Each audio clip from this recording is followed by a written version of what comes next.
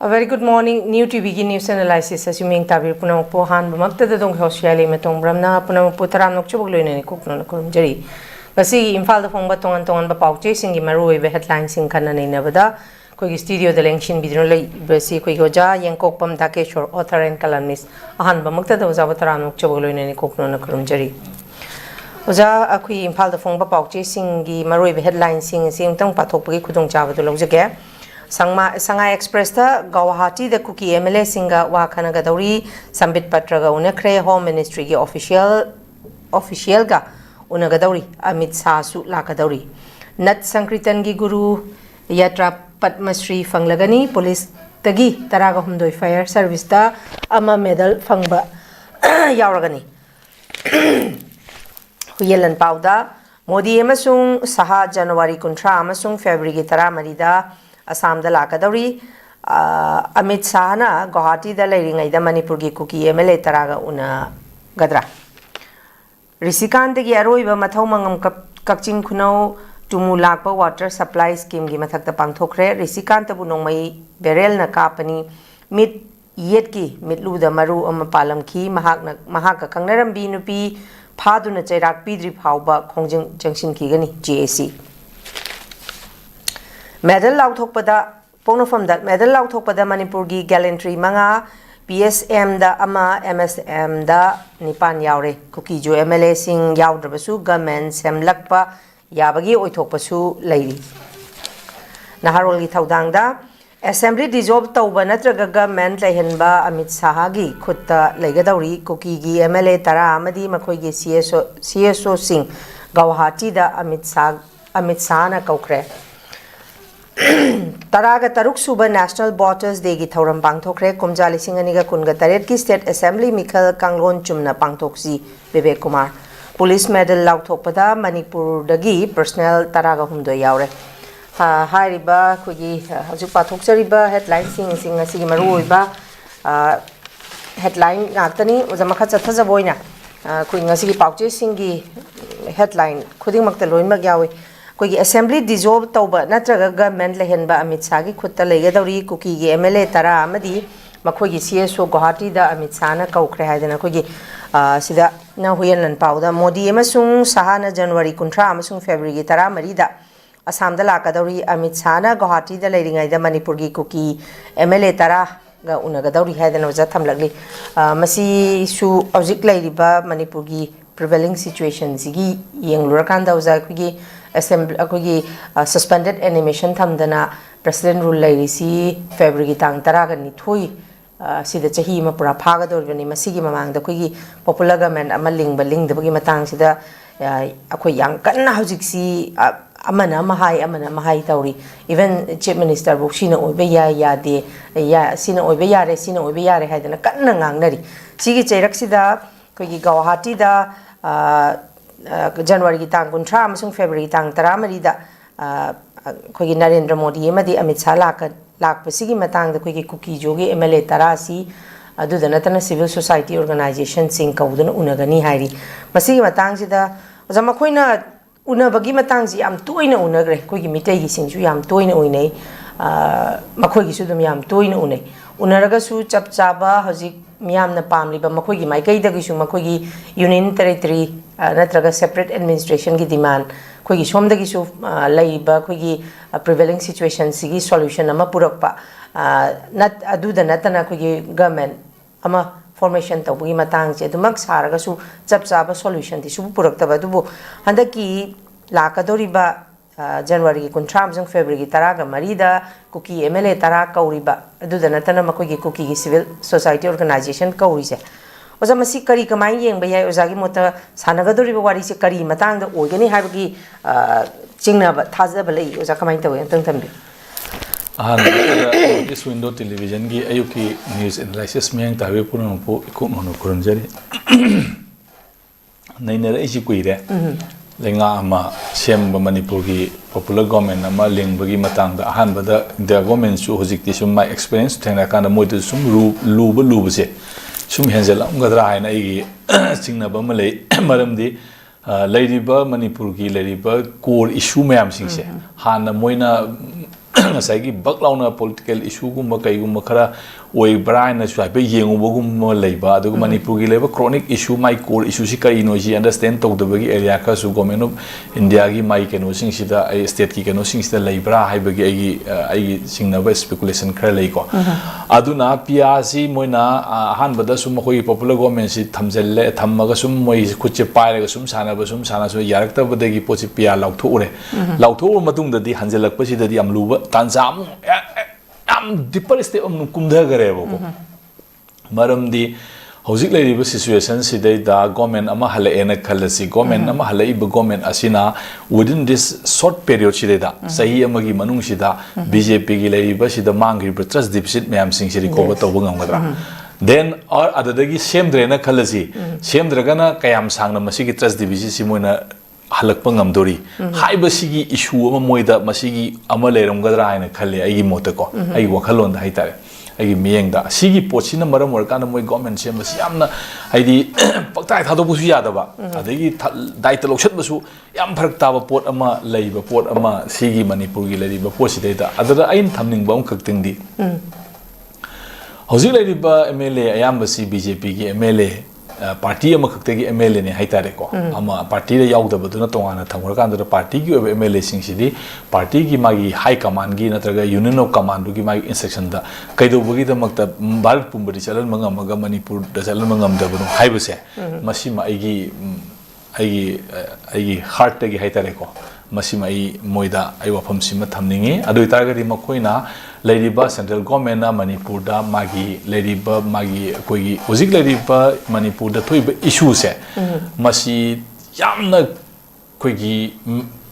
Micro level दा येंगपा कांददी लेरिबा पोसी अखोइना येंगबा कांसिदा मणिपुर ददी हाना लेरिबसी political की मागी सरकार पाइबा गवर्नमेंट की फॉर्मेशन दा याउनिंग बसिंगी कंट्राडिक्शन अमा हाइदी कांग्रेस की बीजेपी की और अनी लेरिबा सिस्टम सी मोगी स्टेट क्राफ्टा अदुगा मोगी लेरिबा कनोदा मागी कोई सरकार सी मोइना पाइनिंग बगी मदुगी कंट्राडिक्शन अमा देन अदुगी ओनतैना बदा डायरेक्ट इंडिया कन्फ्रंट तौनबा मणिपुर इंडिया से ऑलवेज कन्फ्रंट तौने लेबा कंट्राडिक्शन अमा अनी सिगी लेरिबा कंट्राडिक्शन से हाइबसिदा फ्यूजन तौरगा पुसलकपसिदा होजिक लेरिबा स्टेज सी करिनो हाइबसि मोइदसु कंफ्यूज तौबा एरिया खर लेरमगनेबको होजिक सरकार अमा सेमेना खलसि नत्रगा पॉपुलर गवर्नमेंट अमा लायन खलसि मणिपुर की लेबा कंट्राडिक्शन सिंगी लोयदरा यस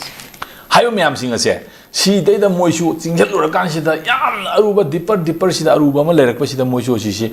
अतई अतोपा इंडिया की स्टेटसिंगदा लेबा कंट्राडिक्शन गा मणिपुर दा लेबा माई कन्फ्लिक्ट अनिसिगी लेबा माई पैराडाइम सि याम खेनारम हाइतारे मोनि येंबा कानसिदा अदुना मसिदी यामना कुप्पा लुबा पोट अमा लेबनिना हेक्ता पाक एता तराई ताइना तोकदबा मानदे अदुगा लेरिबा सिदैदा गवर्नमेंट अमा सेमगा नत्रगा पॉपुलर गवर्नमेंट अमा हलकपा तारगदी हाइरिबा गवर्नमेंट अदुना लेरिबा तेलबा 13 फेब्रुआरी नेक्स्ट की 27 13 फेब्रुआरी बुकी मनुंग सिदैदा मोगी लेरिबा सेंटर दा इंडिया पुंबा मखोइना मखोइगी केनो मखादा चटलेना मोइ वखंदा खंजरिबा बीजेपी की लेरिबा केनो से मसिगी पोसी हलकपा ngамगद्रा हाइबसिगी मोइदा चिंगनाबा म सोइदन लेरनी सिमा यस देन करिगुंबा हाइबसि तौद्रकतागी पियासी क्याम सांगा थमदोरी सही मंगा थमदोरीबा तौ थमदोरीब्रा इलेक्शन जी तौबा ngамदोरीब्रा अदि इलेक्शन तौबा ngамदरगा डेमोक्रेटिक प्रिंसिपल अमा कंट्राडिक्शन तौरे अबि तागदि अखोइना सिटीजनशिप ने जे republic day ngasi ni haire chi ko India की रिपब्लिक डे सिंग ngasi ni haire self rule तौबा सिंग ngasi ni haire ngasi आइबा नुमि 1952 ngasi सिदगी लाउथोकान कॉन्स्टिट्यूशन तनरे सेल्फ रूल ओरे रिपब्लिक ओरे सिटीजन ओरे हारिनेबा अदि सिटीजनशिप की राइट टू करमाइना मागी डेमोक्रेटिक प्रिंसिपल सिंग अदुना गारंटी तौबा ngamiब्रा हाइबा क्वेश्चन अमा थोलानेबा अदु तागदी लेरिबा पोसिगी कंट्राडिक्शन से अदुम मसि क्याम जथगी दोइनो हाइबा पोट अमा लेरिबा इंडिया की सेंटर की लेरिबा लुसिंगबा मयाम सिंग कैदसु मसि लेरिबा इंटरनेशनल लॉ की करिगी इंटरवेन तौरकपा याबा इशू लेरि लेदनको मयाम लेरि सि मयाम सिंगी खनबदो मोइसु अवाब ओइरमगने ना आई खले मरम अदुना हौजिक लेरिबा सिचुएशन असिददी मणिपुर की लेरिबा हानगी फिबम से मसि कायहंदना एज इट इज चथनगा लेरिबा कन्फ्लिक्ट मैम सिंग असे मागी अदु अदा कुकी मैतै अदु अदा हाइबा नतबदा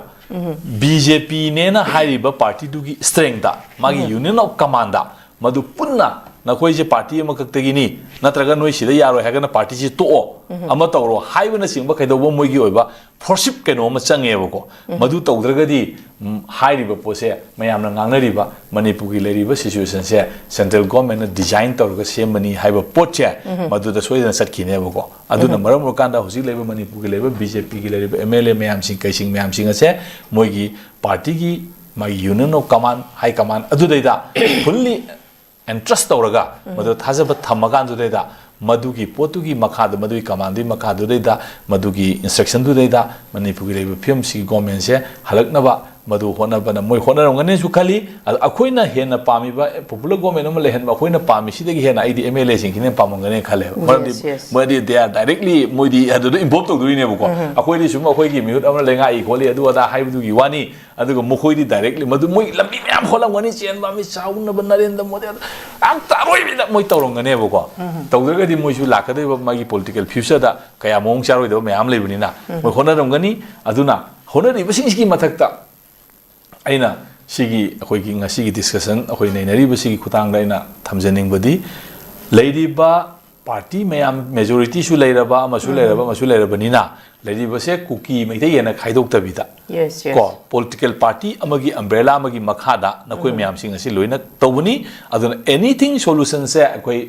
मतम मतंगी पुरकनबा पार्टी लाइन होनगनी हाइबा मधुगी थाजबदु थमकांदर मधु नदन मसिदा पार्टी ना हाइबसिदा नोइना यावगेरा यावरेरा अदा अखोइगी डिसीजन दि सी रैरे हाइबा कंक्रीट ओइबा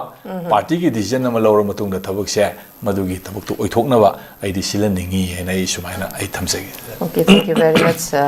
जमखा चथजबोइना मिनिस्ट्री ऑफ होम अफेयर्स ना हुमद्रागा तरेत सुबा इन द अखोइगी रिपब्लिक डे पांगथोकपसिदा अखोइगी मिनिस्ट्री ऑफ होम ना मेडल फॉर गैलेंट्री से चामगा कुनगा तरुक लाउथोकपदा अखोइगी मणिपुर की गैलेंट्री मंगा PSM दा अमा MSM दा निपान यावरे हाइदना अखोइगी तोंगान तोंगान बा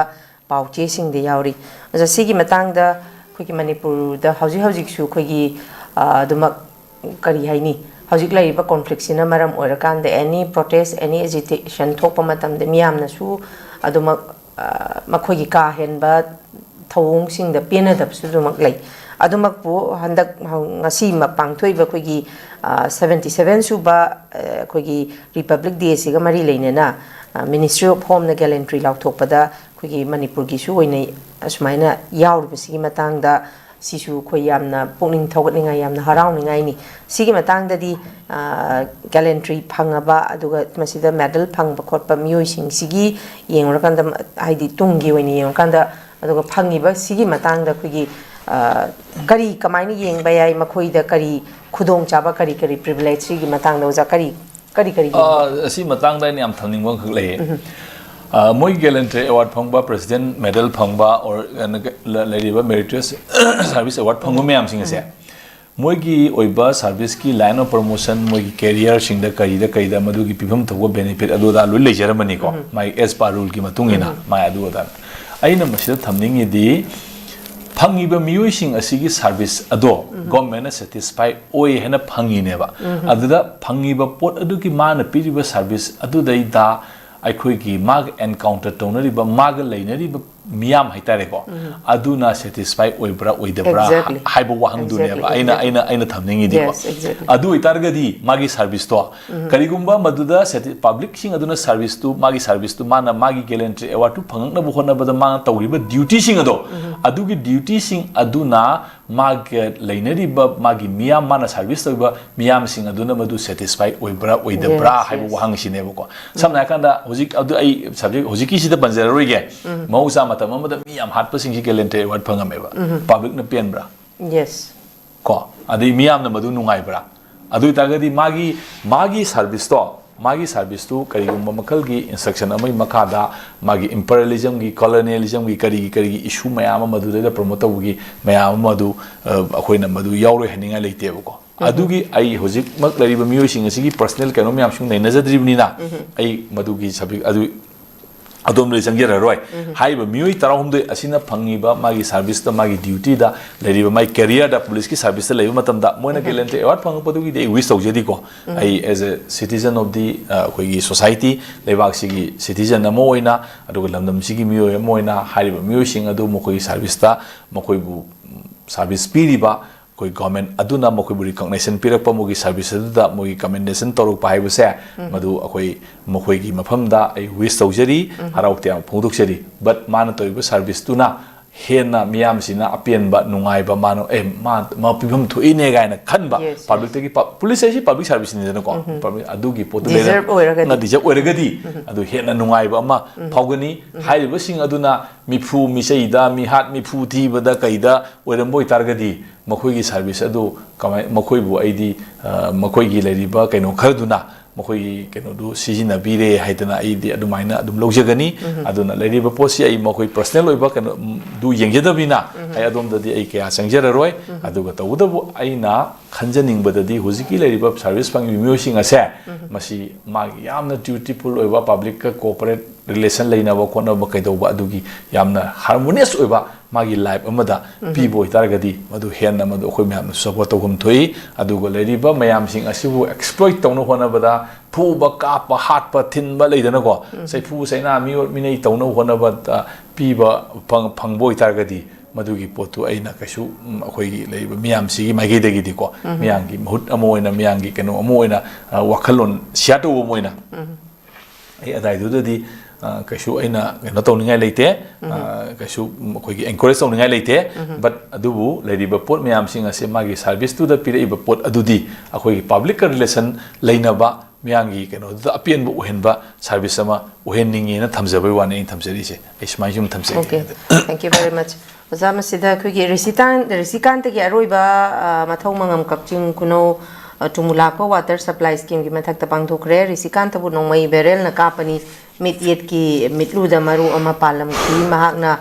महाक खंगनरंबी नुपी फादुना चेराक पीद्रि फावबा खोंजिंग चंगसिन कीगनी हाइदना जेसी की माइकई दei थमलei मसी याम नुवाइतबा खुगी हाउकिबा तांग कुनगा माथोइ द थोकिबा थौदोक्तुनी ओजा ngarang khoina ngarang mak facebook ta ka thengnabada risikanta aina hatpani gaina nupana chu chongthorakhi ko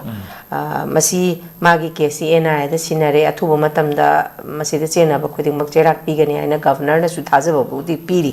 adumakpu risikanta misigi matang sida khoi yang kanna tongan ba khogi media housing da su dum khana nei na ba si oja khogi da su dum khana nei ne jai adumakpu masida chapchana महाका खंगनरंबी नुपीसी चेनरमगनी चेनरमोय हाइबसी आइनगी ओइबा मियेंगदा फंगफम थोपा चेराक्तो आइनगी ओइना दुम चचरसनु हाइना थंबसु दुमक यावी अदम पुजे सिगी माइकैदगिदी हाइदी फादुना चेराक पीद्रि फोबा खोंजिंग चंगसिनगी गनी हाइरी जेसिना थमलैबा स्टेटमेंट सिनादी रिसिकांत मिसीदा चपचाना महाकना खंगनरंबी नुपीसी चेनरमे हाइबगी चपचाबा एविडेंस हाइबदी पुथोकपा याबा evidence laibagi mami dummaknasu hairakpa oiramgadra haina khaliuja adum poja masida khoina thamjaning basi hajik manipur gi laiba phibam sida khoigi thoning daba unwanted incidents unwanted issue di dumak thue aidi rims ki boiro tongan ba khoigi mi nupi sing siba amene kanano ma siba khotpa da GC si ekta phamba adu GC lairaga su sumaina leptana khongjing jingsin gani haidana sumaina changa lamma kanda अरोइबदा करिगुम्बा हेता compromise तौगिबसी ओजा कोइ थेंगनदबनते मसिमकनासु करि हाइनी खोइना compromise तौबा याबगी room अमखक लैरबनिना लैंगाकनासु नहान एक्सग्रेसियासु दुमक लाउथुइ दुमंगाय बोजा सिसिना जेसी अमा हाइदी form तोरकांदा सुमाइना हौजिक फावबदी हेक फाद्रि फावबा चेराक पीद्रि फावबा खोंजिंग चंगसिनगनी हाइरी मसि कदाइबो योना चेंगसन दोइनो मसिसु दुम कॉम्प्रोमाइज तोरगा तोखिगद्रा ओजासी करि कमाइनी येंबे दुरिदि करि खोंजिंग नो चेंगसन दोइदो हाइबदुने मरोरिसि इशुदी को मोय हानबा खोगी अदगी देन सुम मिसिंग खोंजिंग लोय एंगेज तोर लेबसु याबा नते लाइव हेम लेरिदना को रिसिकांत दु मा लेगित्रे मा लेगिदबदु मयाम लोय नुंगाइना दे म तौना दे अदु हुजिकती खोइना लेंगा अमदा आइन अमदा सिनरी बनिना आइन दुना कई लौखलके हाइबा पोतु खोइना येंगबा ताबनी नत्रा आइन दुना कई लौखलके हाइबदु येंगबा ताबनी मी अमाइना सिंगना याना ऑन सस्पिशन दे हेता सेराक पीबा हाटपदी यादवनिना मादि सिटीजन सु मासु लो एबाइडिंग सिटीजन अमने लौरिबनिना मधुगी मथक्ता मबानी रिलेशन सुदा मारी mai conspiracy da kari yawi kamai tawi kawi have the due process ama sangmanina adugi potugi wani adada khong sengheliba JSC sing asisu akhoi gi magi live loi leiri neba live leibuni na madudida kyam gina engage tawra leiba ngamdoino haiba pot issue amsu leiba ko adana JSC sing sida khoi loimak lan lobusu yadaba area khadi dum leiba haitare adu mai khongjang dugi magi longevity aduga magi leiriba response adu di government na piga dawneba adugi government adugumba mayam sing aduna maram oira bakkan adudida akhoi gi citizen sing sida adugi performance mayam sing do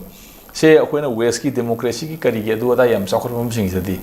magi leiriba magi tenure do da kari crime against humanity da crime kari leigi adegi di karam ba thodo wak tok thoki adu mai ki no sida karam ba thodo wathok loisan gi gai se magi reporting tawraga madura nei naraga akoi government formation gi kari election gi mai reflect tawre ebo ko ad akoi side di madu reflection do kyam leirage haba issue sineba adu tagadi people akoi da sarkar ma semjero lenga am lingjero adu tawra to nasa self determine tawro haidana akoi gi oiba akoi na semjarabani en wasak lawdana leiraba post deida amuk madugi poto akoi na madu sinnabagi natraga semnabagi tanja pirko da madura thokiba history crime history adu da mayam sido karim ta yeng da bida mai thokpa tawnar pataragadi landu disi aroi bada institution dura akoi dura haiba issue mathola kanebo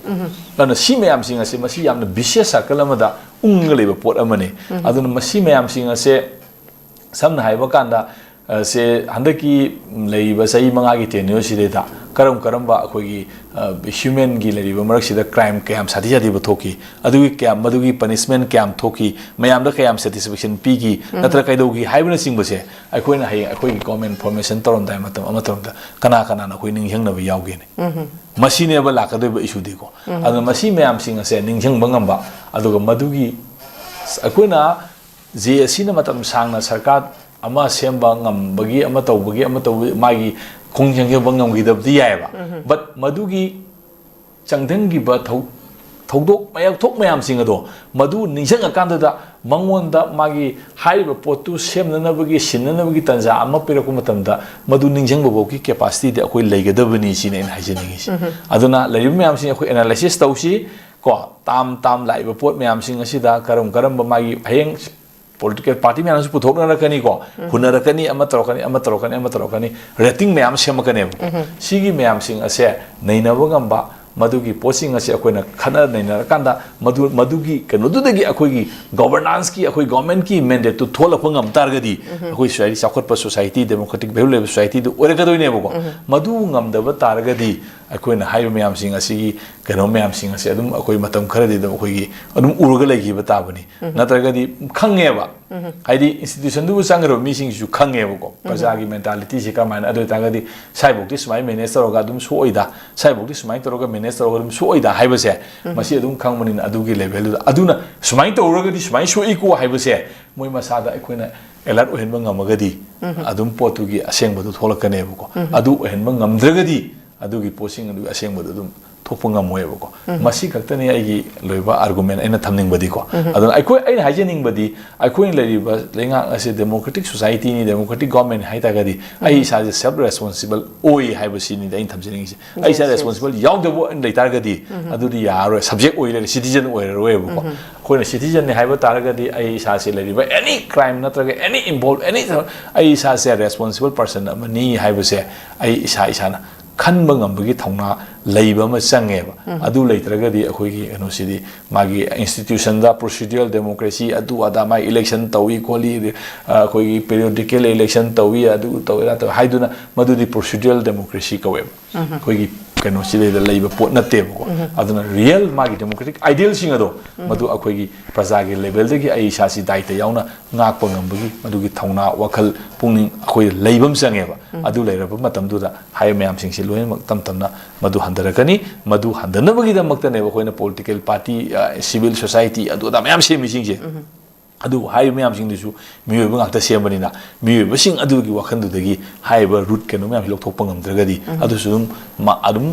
as it is adum leidu ne bako aduni aduna akhoi society sida akhoi responsible citizen oibam sangi akhoi JSC da adigi amada ngakta magi tainabi aroi maramdi magi life haibam lei magi personal life haibam lei ama life madu mayam loi tawgi ba kandu da adum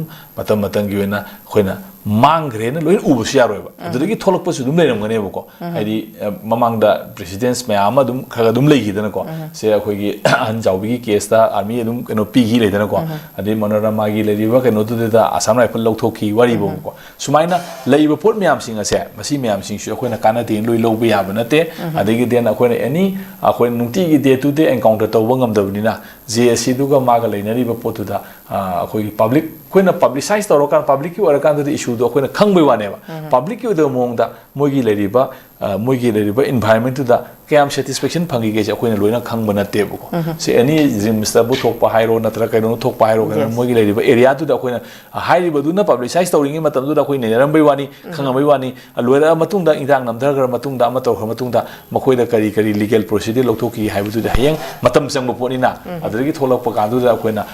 ꯌꯦꯡꯕ ꯇꯥꯕꯅꯤ ꯑꯗꯨꯒꯤ ꯄꯣꯠ ꯃꯌꯥꯝꯁꯤꯡꯗꯣ ꯑꯩꯈꯣꯏꯅ ꯈꯤꯇꯪ ꯂꯣꯏꯅꯃꯛ ꯀꯩꯅꯣ ꯃꯌꯥꯝꯁꯤꯡꯁꯦ ꯂꯣꯏꯅꯃꯛ ꯐꯠꯇꯦ ꯍꯥꯏꯕꯁꯨ ꯅꯠꯇꯦ ꯂꯣꯏꯅ ꯐꯩ ꯍꯥꯏꯕꯁꯨ ꯅꯠꯇꯦ ꯑꯗꯨꯕꯨ ꯑꯩꯈꯣꯏ ꯏꯁꯥꯗ ꯁꯦꯜꯐ ꯔꯦꯁꯄꯣꯟꯁꯤꯕꯜ ꯁꯤꯇꯤꯖꯟ ꯑꯃ ꯑꯣꯏꯕꯒꯤ ꯊꯧꯅꯥꯗꯨꯗꯤ ꯑꯩꯈꯣꯏ ꯂꯩꯕ ꯑꯃ ꯆꯪꯉꯤ ꯍꯥꯏꯕꯁꯦ ꯑꯩ ꯁꯨꯃꯥꯏꯅ ꯁꯤꯒꯤ ꯃꯇꯥꯡꯁꯤꯗ ꯊꯝꯅꯤꯡꯉꯤ Okay, thank you very much. ꯍꯧꯖꯤꯛꯁꯤꯗ ꯄꯣꯛꯅꯐꯝꯗ ꯑꯃꯨꯛ ꯀꯨꯀꯤꯖꯣ MLA ꯁꯤꯡ ꯌꯥꯎꯗ꯭ꯔꯕꯁꯨ ꯒꯃꯦꯟ ꯁꯦꯝꯂꯛꯄ ꯌꯥꯕꯒꯤ ꯑꯣꯏꯊꯣꯛꯄꯁꯨ ꯂꯩꯔꯤ ꯍꯥꯏꯔꯤ ꯑꯗꯒꯤ ꯅꯥꯀꯜ ꯑꯃꯔꯣꯝꯗ ꯑꯣꯖꯥ ꯒꯣꯕꯤꯟꯗꯥꯁꯅ ꯊꯝꯂꯛꯄꯒꯤ ꯃꯇꯨꯡ ꯏꯟꯅ ꯑꯊꯨꯕ ꯃꯇꯝꯗ ꯃꯅꯤꯄꯨꯔꯗ ꯄꯣꯄꯨꯂꯔ ꯒꯃꯦꯟ ꯑꯃ ꯁꯦꯝꯂꯒꯅꯤ ꯍꯥꯏꯅꯁꯨ ꯊꯝꯂꯛꯑꯦ ꯍꯥꯏꯗꯤ ꯍꯥꯏ ꯒꯃꯦꯟ ꯑꯃ ꯁꯦꯝꯕ ꯃꯇꯝꯗ ꯀꯨꯀꯤꯖꯣꯒꯤ ꯌꯥꯎꯔꯣꯏ ꯍꯥꯏꯔꯝꯕꯁꯦ ꯑꯣꯖꯥ ꯅꯨꯃꯤꯠ ꯈꯔꯅꯤꯒꯤ ꯃꯃꯥꯡꯗ ꯁꯨ ꯒ꯭ꯔꯨꯞꯇ ꯂꯩꯅ ꯃꯈꯣꯏ ꯌꯥꯎꯕ ꯌꯥꯔꯦ ꯍꯥꯏꯕꯒꯤ ꯀꯩꯅꯣ ꯑꯃꯁꯨ ꯊꯣꯛꯈ꯭ꯔꯦꯀꯣ ꯑꯣꯖꯥ ꯑꯗꯨꯕꯨ ꯍꯧꯖꯤꯛꯁꯤ ꯑꯁꯥꯝꯗ ꯍꯥꯏꯗꯤ ꯄ꯭ꯔꯥꯏꯝ ꯃꯤꯅꯤꯁꯇꯔꯒ ꯑꯃꯤꯠ ꯁꯥꯍꯒ ꯂꯥꯛꯄ ꯃꯇꯝꯗ ꯃꯈꯣꯏ ꯇꯔꯥꯒ ꯃꯈꯣꯏꯒꯤ ꯁꯤꯚꯤꯜ ꯁꯣꯁꯥꯏꯇꯤ ꯑꯣꯔꯒꯅꯥꯏꯖꯦꯁꯟꯒꯁꯨ ꯎꯅꯒꯅꯤ ꯍꯥꯏꯔꯤ ꯑꯗꯨꯗ ꯑꯃꯨꯛ ꯑꯣꯖꯥ ꯍꯟꯗꯛꯁꯦ ꯑꯩꯈꯣꯏꯅ ꯊꯦꯡꯅꯕꯁꯤ BJPꯒꯤ MLA ꯁꯤꯡꯁꯤ ꯁ꯭ꯇꯦꯠꯃꯦꯟꯁꯤ ꯑꯗꯨꯝ ꯑꯃꯒ ꯃꯥꯟꯅꯗꯅ ꯄꯤꯔꯛꯄꯁꯦ ꯌꯥꯝ ꯊꯦꯡꯅꯩ ꯈꯔ ꯑꯃꯅ ꯂꯩꯕꯥꯛ ꯁꯦꯝꯕ ꯑꯗꯨꯝ ꯁꯦꯝꯂꯒꯅꯤ ꯍꯥꯏꯕ ꯑꯗꯩ ꯈꯔ ꯑꯃꯅ ꯑꯃꯨꯛ ꯃꯁꯤ ꯍꯥꯏꯌꯔ ꯑꯣꯊꯣꯔꯤꯇꯤ ꯍꯥꯏ ꯀꯃꯥꯟꯅ ꯇꯧꯗ꯭ꯔꯒꯗꯤ ꯑꯩꯈꯣꯏ ꯍꯥꯏꯕ ꯉꯝꯗꯦ ꯍꯥꯏꯗꯅ ꯑꯗꯨꯝ ꯇꯣꯉꯥꯟꯕ ꯁ꯭ꯇꯦꯠꯃꯦꯟꯁꯤ ꯊꯝꯃꯛꯑꯦ ꯑꯗꯣ ꯑꯣꯖꯥꯒꯤ ꯃꯣꯠꯇ ꯍꯥꯏꯗꯤ ꯄꯣꯄꯨꯂꯔ ꯒꯃꯦꯟ ꯑꯃ ꯁꯦꯝꯕ ꯃꯇꯝꯗ ꯀꯨꯀꯤꯖꯣ MLA ꯃꯈꯣꯏ ꯇꯔꯥꯁꯤ ꯌꯥꯎꯗ꯭ꯔꯒꯁꯨ ꯑꯗꯨꯝ ꯁꯦꯝꯕꯒꯤ ꯑꯣꯏꯊꯣꯛꯄ ꯂꯩ ꯍꯥꯏꯔꯤꯕ ꯃꯇꯥꯡꯁꯤꯗ ꯑꯣꯖꯥꯒꯤ ꯑꯣꯏꯕ ꯄꯣꯏꯟꯠ ꯀꯔꯤ ꯊꯝꯕꯤꯅꯤꯡꯉꯤ ꯑꯗꯨꯒ ꯅꯥꯀꯜ ꯑꯃꯔꯣꯝꯗ ꯑꯣꯖꯥ ꯒꯣꯕꯤꯟꯗꯥꯁꯅ ꯄꯣꯄꯨꯂꯔ ꯒꯃꯦꯟ ꯑꯃ ꯁꯦꯝꯂꯒꯅꯤ ꯍꯥꯏꯅ ꯊꯝꯃꯛꯏꯕꯁꯤ ꯃꯁꯤ ꯑꯊꯨꯕ ꯃꯇꯝꯗ ꯁꯦꯝꯕ ꯌꯥꯕꯒꯤ ꯑꯣꯏꯊꯣꯛꯄꯁꯤ ꯂꯩꯔꯦ ꯍꯥꯏꯅ ꯂꯧꯕ ꯌꯥꯕ꯭ꯔꯥ ꯀꯃꯥꯏꯅ ꯇꯧꯔꯤ ꯑꯣꯖꯥ ꯑꯣꯏꯊꯣꯛꯄ ꯌꯥꯕꯒꯤꯗꯤ ꯑꯩ ꯉꯁꯥꯏꯁꯨ ꯃꯃꯥꯡꯗ ꯑꯍꯥꯟꯕꯅꯦꯅ ꯑꯗꯨꯝ ꯍꯥꯏꯖꯈꯤꯗꯨꯅꯤ ꯑꯣꯏꯊꯣꯛꯄ ꯌꯥꯕꯒꯤꯗꯤ ꯑꯗꯨꯝ ꯒꯣꯔꯃꯦꯟꯅ ꯁꯦꯟꯇꯔꯅ ꯅꯣꯏ ꯆꯤꯐ ꯃꯤꯅꯤꯁꯇꯔ ꯁꯤꯃ ꯈꯜꯂꯦ ꯑꯗ ꯍꯌꯦꯡ ꯋꯥꯁꯛ ꯂꯧꯔꯣ ꯍꯥꯏꯔꯒ ꯑꯗꯨꯝ ꯑꯣꯏꯕ ꯌꯥꯕ ꯄꯣꯠꯅꯦꯕ ꯑꯗꯣ ꯍꯧꯖꯤꯛ ꯂꯩꯔꯤꯕ ꯄꯣꯠ ꯑꯁꯤꯗꯤ ꯍꯧꯖꯤꯛꯀꯤ ꯉꯁꯥꯏ ꯑꯩꯅ ꯍꯥꯏꯖꯈꯤꯕ ꯃꯥꯒꯤ ꯇ꯭ꯔꯁ ꯗꯤꯐꯤꯖꯤꯠ ꯑꯗꯨ ꯍꯟꯖꯤꯟꯕꯒꯤ ꯏꯁꯨꯗꯨꯃ ꯂꯩꯔꯦ ꯑꯦꯠ ꯗ ꯁꯦꯝ ꯇꯥꯏꯝ ꯁꯦꯟꯇꯔꯅ ꯃꯁꯤꯗꯩꯗ ꯃꯥꯒꯤ ꯑꯩꯈꯣꯏꯒꯤ ꯌꯨꯅꯤꯌꯟ ꯑꯣꯐ ꯀꯃꯥꯟꯒꯤ ꯔꯣꯜ ꯑꯃ ꯂꯧꯗꯕꯁꯦ ꯃꯁꯤ ꯈꯤꯇꯪ ꯃꯁꯥꯏꯁꯤꯗ ꯑꯩꯉꯣꯟꯗ ꯈꯤꯇꯪ ꯅꯨꯡꯉꯥꯏꯇꯕ ꯁꯔꯀꯥꯔ ꯁꯦꯝꯒꯦꯅ ꯈꯜꯂꯒꯗꯤꯀꯣ ꯁꯦꯝꯃꯣꯏꯅ ꯈꯜꯂꯒꯗꯤ ꯈꯪꯗ꯭ꯔꯦ ꯁꯦꯝꯒꯦꯅ ꯈꯟꯕꯒꯤ ꯃꯑꯣꯡꯗ ꯑꯃꯨꯛꯁꯨ ꯀꯧꯒꯨꯝ ꯇꯧ ꯑꯃꯨꯛꯁꯨ उनुगुम तो अमुसु मालंगुम तो तसेंगना सेंगेना खलगदी हुजिकी मागी यूनियन ऑफ कमांड की रोल से मसी लौगदबने मरमदी बीजेपी इज फुल्ली मेजॉरिटी को लेरिबा एनी मसीदे दमना कुकी मैतै पांगल हाउ अदु अदान येंबगी मथौ तादेबा सिगी पोसिदी मणिपुर की लेरिबा गवर्नमेंट अमा सेंबगी वानी नोई कुकी की अदुगी अदागी मैतै गे अदु कोना खनसी सिदी अखोई पार्टी की थबकनी एमएलए सिमा खल्ले लुसिंग सिमा खल्ले नोई हेंग वासक इलौरो नत्रगदी नोई फररोय सि तौररोय हाइबना सिंगो मोगी वामा अमा थमगदबनेबा अदुबु पार्टी कवेबा सुमना सुम नोईगी पार्टी ऑर्गेनाइजेशन फगललु नोईगी लेबा अरैबा सिंगदगी पार्टी की सेन काखलउ खोंगलउ फन काखलु हाइबदु नतबा थौदांग अमा लौबा अमा चंगेबा लेरिबा पोसिंग असिगी लेरिबा पोट म्यामसिंग असी मणिपुरसि तसेंगना मोइना कनो तौबोय तागदी मसिदेदा पोतु कईरुबगी सिदेदा कुकी एमएलए जो यावबा यावदबा नैननिबा कई मथौ लेगेने बीजेपी की एमएलए गाक्ता नत्रने कौरगा सि तौरो हाइरगा लोरेने अदु तौबा यादरगा नोई अदु यारोइदबा कामु हे दुम तो सरकारदि सेमनी यागदबा कामु हेना दुम यावरो यारोइदबा कामु हेना तो ओना हाइरा कांदुदा हयें अदुना मरम वरकाना फ्लोरदा सांगेंग तौबदा माइ पाक्त्रे लाक्त्रे हाइदुना तोंगानबा वामु ओइजरनेबको अदुगी पोतुना अदुम ला अदुजु ओइजु ओइरो अदुम तौगिनेबको मसिदैदा अइना थमजनिंगबदी Damo Gobindasna haiba wabu oigera amana haibu oigera amana haibu oigera sarkar semdabagi makutche hujiki oinadi mana central government gi makada magi India gi state gi makada mana PR leibanina enumerated suspension leibanina hingalangi hingalwe si moi makutta leibanina haiba posing hingalangi haiba taragadi hujiki role si malawra kanda maru thabak tu tawgadabane ko natragadi kashu moina akhona sarkar semagana moi center da semaning bagi intention leire semak targana moi seman ningdabagi intention leire asi kaktani hujik tadoi poti ko amo egera kashu yawba yawdaba adu adami ama yawde aine yawde ki matter na tebe sidi issue mai MLA masingdugi ari leriba potugi wane ko hujik manipur da moina adu haibana kaimta yaroi masi noi present tranquility governor na hanjelle hai ama am agency me am hai ramina leriba posida koi popular government se practice ro yengani amu aina haraga mai tholong lowra lore natraga na almost kain khalu no semni haraga tangtrom de yoro kan da my constitution crisis lere yadre noi gi posi na haraga job tawre na haraga noi vote ngai ro na sei manga tru leidana ko adu gi film du moi adum tawgrani aduna tab ka su option leite ko muji lebe posi de kitang ngai ne na ko ngasi janoi tang gutru yore na pe wai tang trom du de ni moi last day se tang tram ri the prime minister la kane si manipur government gi manipur gi assembly matam si loi khar matung de ne ma la ka do si adu ko tang gutha la ka do ni hai sina yam ani si yamna yengbiu ko tang amana tang gutha la kani hai masina sarkar sem bagi masideda sem ba yaraga seme yadra tang tram ida narendra modi la ko sida sarkar yaudana lehelroe ko tang asam sideda adai tar ka su oiroi moi gi oba kainoma party gi oba du ada mayam lak se khane ko aduna tang tara tang gutha da misa delhi da guwahati da lakani hairi ba pose ya maru ba pot amani masida sarkar sembagi natraga semdabagi decision ai masida logada mali ko 20 January mamang 20 January mamang da du adana haibani akoina oibe yaba sarkar ama possibility oibe yaba 13 February gi mamang sibok ne ba adui mamang adui matung da di leitre ko adui matung da di enumerated suspension da gi di job taw grani adegi di moi vote taw gera taw roira 27 gi vote normal taw bang ngamgadra moidra adum special keno lawra ka sei om sangdo ga mu sei om sangdo ka wari bo ko adum mai to adu di moi gi level legal gi expert mayam singi kai nei na ba khona mayam lakrani adu hoji akoina isam sana A to Z amasu ko jagati manipur na khangna ba pose laiba ngangna ra min loi tana ra mina 13 February si mang sarkar ama leiraga leitraga na leitre aduga leitraga di 27 gi bosi di ai di thajade maram di 27 gi bosi di ai tawni thajade maram di madugi manung de da telaba sei chahi amagi manung sire da BJP gi kari gi mangi ba trust deficit myam sing ase moi hona ra ga recover to ba su ngam moy ba adu ngam da mina moi na sarkar party ngai da BJP na vote nung ka da bu ko ta ba dei party gi MLA myam thadu osen gi ba hai ba se moi de nungai roi da ba myam lei bani na madugi potu nei maram ora ka sida vote ti matam khara manipur da election gi nungset tu di matam khara ai ugada mande nei sumaina sum thamse gi okay Lushilak Padavza Taraga Taruk Shuba National Borders Day ki Thoram Pangthokre Kumja Lisingani Kunga Taret ki State Assembly Mikal Kanglon Chumna Pangthoksi Haidana Additional Chief Secretary Vivek Kumar na Phongdoragli Oja Hajuklai Pibam Chida Ojana Su Kogi Assembly se dissolve tawdaba male habagi chingna basudum thambiri kwa dubu masina karigumba popular government ama form tawraba matung 2027 gi February the elections state assembly elections di tawfam di thokna lairabani adumapu masida popular government ama formation tawdana elections si khoi thengrani haiba targa di masida su thamai si mikhal ji kanglon chumna pangthoksi haidana khoi additional chief secretary Vivek Kumar na su thamla ibani zamasida khoi gi function ama pangthoga masida statement pi bisidi yam live poni uza adubu piriba thami ba statement si function tawalaga thabak oina onthoga action plan da chumna kanglon chumna onthok paduneba kadai phau yongna not only in manipur khakta dana tana lairiba india gi tongan mafam da election si kayam mapung phana kayam kanglon chumna pangtho igi haba wahang sine ba miyam na hangi si hangi ba ai samaksu electoral politics sida kayamna aware oire adigi aigi chahi manga gi haksi pisa kharaga onagani onaroi habisgi matang da masi onagi bisina ekhoida masi gi mangjaba tongjaba se miyam ayambadi khangdi khanglabani adumak oiraga su oja khoigi 2027 से election में पांथोए है खलसी अदुगा हजिक लाइरिबा मणिपुर की कनोसिदा अमुक येंगाकांदा पांथोगदी अजा कांगलोन Chumna पांथोरकपा याबगी ममीजी उब्रो कमाइन तौयुजा ai keno ta hai se si ma mang se ko moi relationship secretary na hai bo wa masa sa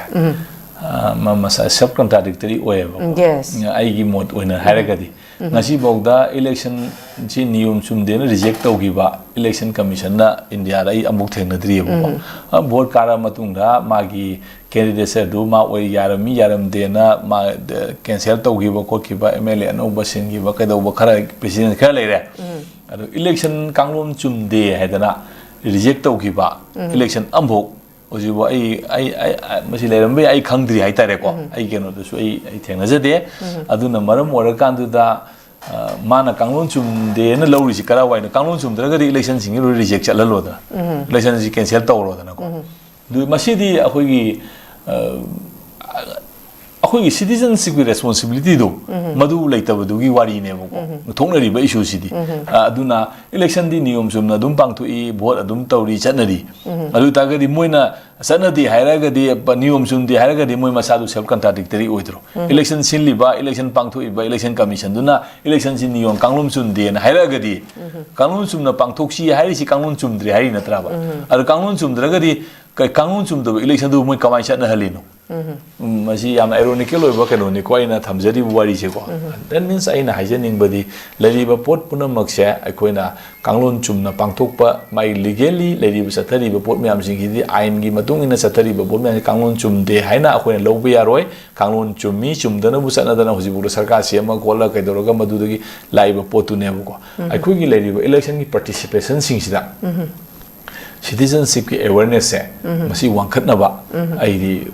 masi mobilization hai tare ko aduga masina aikoida kari awonba purakpa ngami ki haba electoral reforms ki matangda oina खनबने हेना आईदी मरु ओयना लवेबको लैरिबो system सि काइमता सेमदोक्टर बिदा से election दुदा आई लैरिबो pot ma'am सिंग election छि यावरेन खलगा election सिन आइगोंदा करिम तो होंगन बंगमबगी थौना वाखलोन अमता लेतरगदी हामु दुम लैनेबको election लैरिबो process अइ तागदी अखोइना institutionally मसिगी पोसिस मतमगा laughs मसि चानरक्त्रे कर्म मोंगदा modification तौगदगे election सि हेना पार्टिसिपेशन फंगनबा अदुगा प्रजा सिंग असिगी लैरिबो इलेक्शन असिगी बेनिफिट असे मसिना प्रजा सिंग असिदा कयाम पार्टिसिपेशन सि कयामना मसिना तौरका सिदा मोइदा कयाम नुंगाइबा फाउरी मदुगी मागी वैल्यू मदुगी बेनिफिट म्याम सिंग मदुगी आउटकम मसिंग अदो मदु करमाइन लेहेंगदगे हाइबा मागी इलेक्शन की मोडालिटी दा इलेक्शन की रिफॉर्म्स ओइना खनगदबनेबको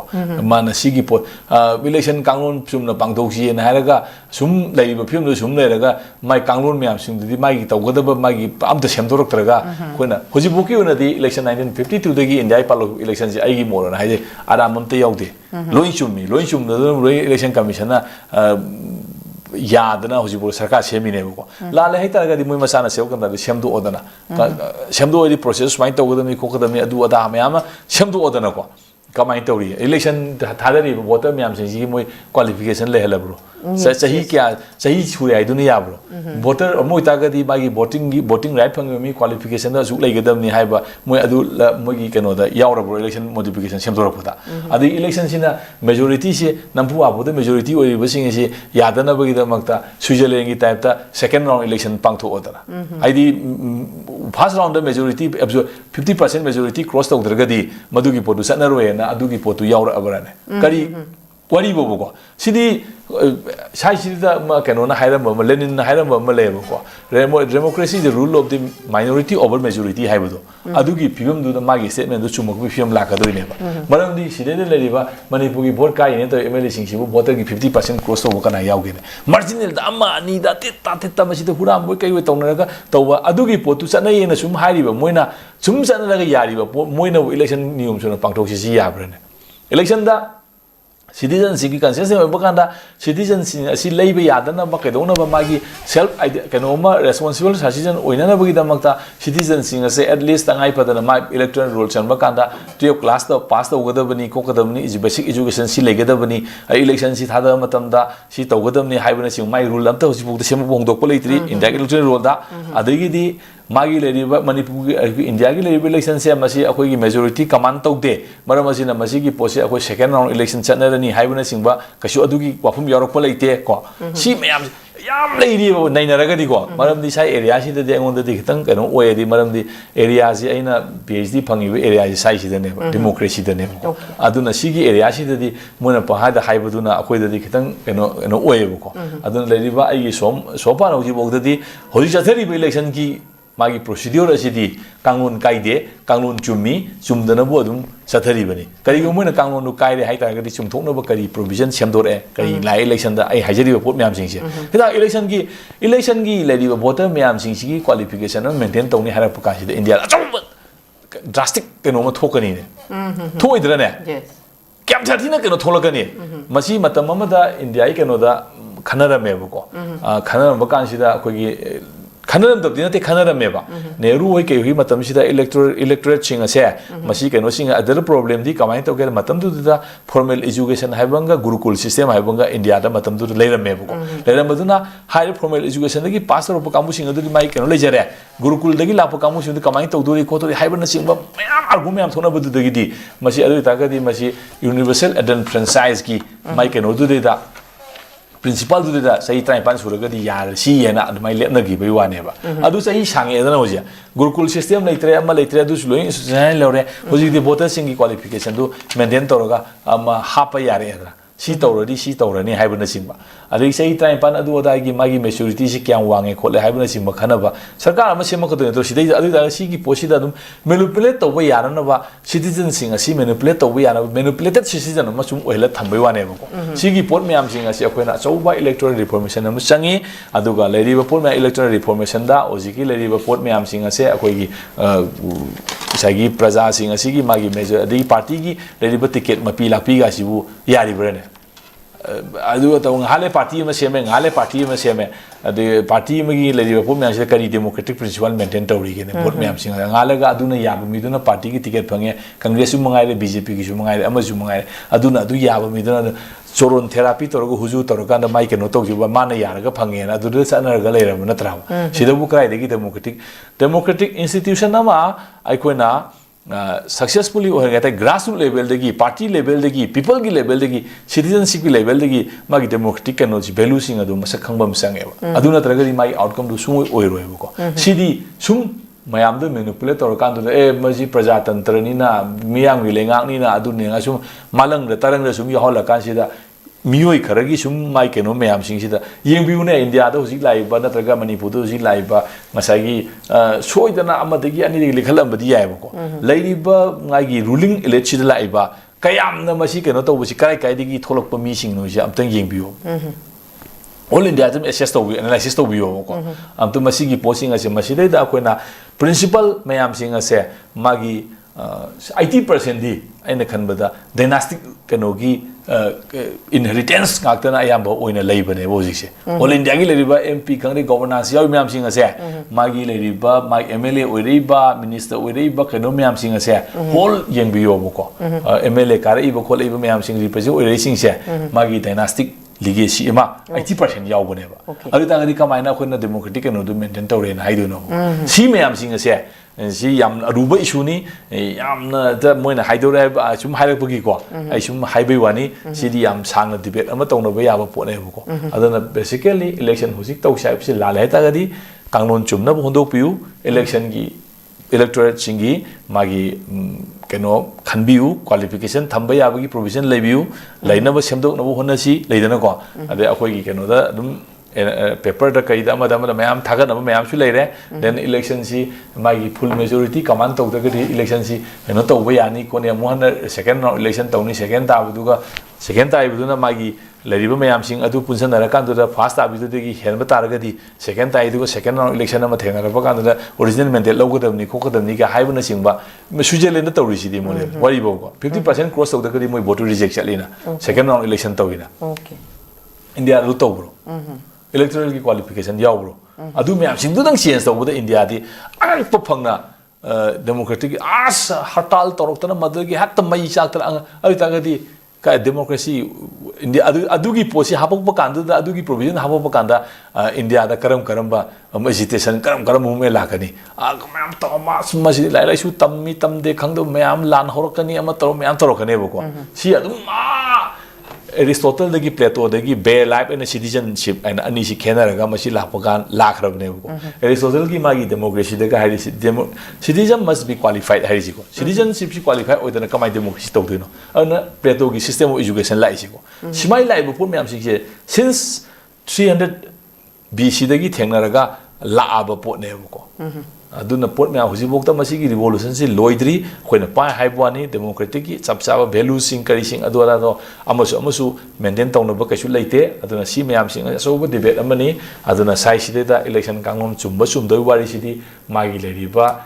कनो दु हाना मागी प्रोसीडियर दो हाना लेरिबा मागी रूल्स म्याम सिंग मागी लेरि म्याम सिंग दो हाना चुमनबम संगी अदु कांददा मथंदा दुम तमतना मदुदा फिटोक संगादा दुम फरकनी यानै सुमाइन थमजगे Okay, thank you very much. I'm Nungaiji. Ngasigi kugi tongan pauchi singi maru iba headlines sing kana ni badao jagi mamal yam laba matam khara khajik tang kai thokpi jone sa gi ba warol kya ma thambi bagi dangta newtv mai kai te gi jabo han thagat pa phung dokchari. Thank you very much for joining us. Loine na ngasigi kugi ayuki tongan ba pauchi sing nei na bada mi ta biri ba saruk ya biri ba kai punamaki mafam dagi su kainen ba ya thang ni jari pinabirasi. Have a good day. हक्चांग फन थमगे हाइरबदी इरमदा मसिमक्तदा लैबा ख्वाइदगी फरबा hospital सिंगी मनुंगदा अमा ओइरिबा बबिना हॉस्पिटल लेजरी मफम असिदा थाजबा यारबा अमदी सेल यामना चंगदना स्पेशलिटी कुन हेनबदा अना लायेंगबगी खुदोंग चाबा पिजरी पेडियाट्रिक्स कार्डियोलॉजी कॉस्मेटिक सर्जरी अमदी स्पेशलिटी मखल मखा कयादा अखोइगी स्पेशलिस्ट सिंगना मरिक चुमना थवाई हक्चांग याउना लायेंगजरी अदुना स्टेट वांगमदा अमुक करिगी चटलुगनी अखोइगी मणिपुर दसु होगिक्ति अवांग बथाकी हेल्थ केयर फंगलबदा मतम मांगन बिरगनु सेल हेन तिंगन बिरगनु अखोइगी स्पेशलिस्ट सिंगदगी मालेमगी अफब थाकी लायेंग पताप युमफम ओइबा सर्विस लोबियु Babina hospital where hope meets compassion अकुपा मरोल की दमक Babina hospital Sajiwa jail road खाबई सोई इम्फाल ईस्ट लेंगसिन बिरउ नत्रगा अखोइगी फोन नंबर 6909390666 ता कॉल तौबिरउ हक्चांग फन थमगे हाइरबदी इरमदा मसिमक्तदा मास्टर तौबिनिंगबा माहिरोइसिंगिदमक्ता स्पार्कल इजू सर्विसना एब्रोड मास्टर तौबा याबगी खुदोंग चाबा पिजरी मैनेजमेंट इंजीनियरिंग प्रोफेशनल कोर्स याउना एनी सब्जेक्टा मास्टर तौबगी खुदोंग चाबा पिजरी तंबिनिंगबा माहिरोइसिंगिदमक्ता course selection documentation English language training visa application mock interview preparation accommodation चिंबा स्पार्कल की माइकैदगी मतेंग पिजरी लोइनना 100% education loan scholarship facilities part time job assistant की खुदोंग चाबसु पिजरी हाइरिबा कंट्रीज सिंग अदुदी UK, USA, Ireland, Australia, Russia, Italy, Germany na चिंबनी अकुपा मरोल की दमकता 7005273217 नत्रगा 9366230077 नत्रगा अखोइगी office north east window TV building हता न्यू चेकोन रोड ता लेंगसिन बिरउ क्लास 12 अमसुंग ग्रेजुएट लोइरबा माहिरोसिंगी दमकता जर्मनी दा हॉस्पिटल प्रोग्राम तंबा याबगे खुदोंग चाबा पिजरी हाइरिबा प्रोग्राम सिंग अदुदी अहानबदा अकाउंटेंसी हाइरिबा स्ट्रीम असिदा तमनबगी दमकता कॉमर्स बैकग्राउंड लेबगा लोइनना 60% फंगबा ओइगेदबनी अनिसुबदा होटल मैनेजमेंट हाइरिबा स्ट्रीम असिदा तमनबगी दमकता एनी स्ट्रीम दा 50% फंगबा ओइगेदबनी अहुमसुबदा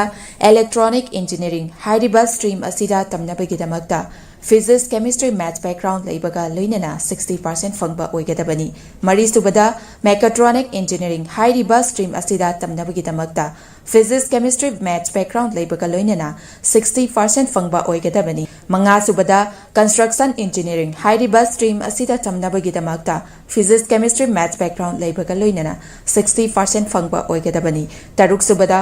ऑटोमेटिक मेकाट्रॉनिक इंजीनियरिंग हाइरिबा स्ट्रीम असिदा तमनबगी दमकता फिजिक्स केमिस्ट्री मैथ्स बैकग्राउंड लेबगा लोइनना 60% फंगबा ओइगेदबनी तरेचुबदा इलेक्ट्रिकल इंजीनियरिंग हाइरिबा स्ट्रीम असिदा तमनबगी दमकता फिजिक्स केमिस्ट्री मैथ्स बैकग्राउंड लेबगा लोइनना 60% फंगबा ओइगेदबनी निपानसुबदा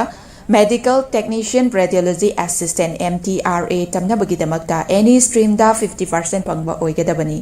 मापन सुबदा मेडिकल असिस्टेंट अमसुंग तरा सुबदा नर्सिंग हारिबसिंग असि तमनबगिदमक्ता 12 नत्रगा ग्रेजुएट लोइरबसिंगना अप्लाई तौबा यागनी लोइनना हाइरिबा प्रोग्राम सिंग असि तंबा माहिरोय सिंगना थागी ओइवा स्टाइपेंड लिस्टिंग 135 1 लाख फौबा चही अहुम फंगनी लोइनना 100% जॉब गारंटी इन जर्मनी दा ओइगनी लोइनना 100% education loan to support tawjagani akupa marol gidamak 7005063196 ta contact tawbiru